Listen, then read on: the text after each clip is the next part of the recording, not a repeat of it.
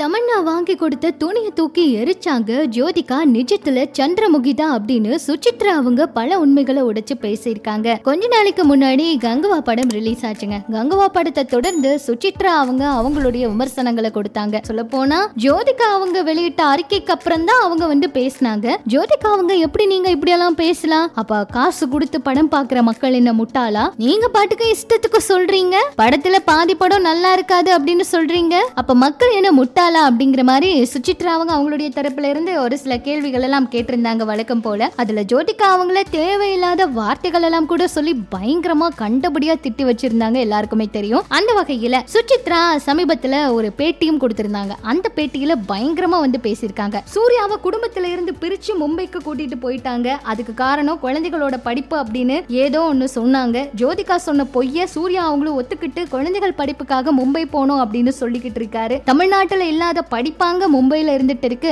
Dubai Singapore போறோம் அப்படின்னு சொல்லி இருந்தா கூட பரவாயில்ல, ஆனா படிக்கிறதுக்காக மும்பைக்கு போனோம் அப்படின்னு சொன்னது ஏத்துக்க முடியாத ஒரு விஷயம். இதை யாராலையும் ஏத்துக்க முடியாது. இந்த கேள்வியை எந்த மீடியாக்களுமே ஏன் இது வரைக்கும் கேட்காம இருக்கீங்க? சென்னையில இருக்கிற வரைக்கும் மாமனார் மாமியார்னு இருந்தாங்க, இப்ப மும்பைக்கு போனதும் ஜாலியா சுத்திக்கிட்டு இருக்காங்க. நான் உண்மையில சூர்யா ஒரு பாவப்பட்ட மனுஷன் அப்படின்னு தான் சொல்லுவேன். ஜோதிகா நிஜத்துல சந்திரமுகி மாதிரி தான் இருப்பாங்க. அவங்களுக்கு எந்த ஒரு நடிகையும் ஃப்ரெண்டே கிடையாது. அவங்க எல்லார்கிட்டயும் அப்படிதாங்க திமிரா பேசிக்கிட்டு இருப்பாங்க. அதுக்கு ஒரு உதாரணத்தை சொல்றேன். அயன் படத்துல தமன்னா அவங்களும் சூர்யா அவங்களும் நடிச்சுக்கிட்டு இருந்தாங்க. அப்ப தமன்னா வெளிநாட்டுல இருந்து ஜோதிகா கிட்ட போன்ல பேசினாங்க. அப்ப நான் பசங்களுக்காக ட்ரெஸ் வாங்கி இருக்கேன், நான் அனுப்பி வைக்கிறேன்னு சொன்னாங்க. அப்ப ஜோதிகா ஓ சூப்பர் சூப்பர் அனுப்புங்க அப்படின்னு சொல்லிட்டு ஊர்ல இருந்து சூர்யா அவங்க அந்த ட்ரெஸ் கொண்டு கொடுத்ததோ அதை எடுத்துட்டு போய் கொளுத்திட்டாங்களாம். இப்படிப்பட்ட கேரக்டர் தான் ஜோதிகா. அவங்கள பத்தி தயவு செஞ்சு பேசாதீங்க. அதுவும் சூர்யாவை குடும்பத்திலிருந்து பிரிச்சு கூட்டிட்டு போயிருக்காங்க. அவங்க சொன்னதெல்லாம் போயிங்க. நிஜ வாழ்க்கையில அவங்க உண்மையாலுமே சந்திரமுகி தான் அப்படின்னு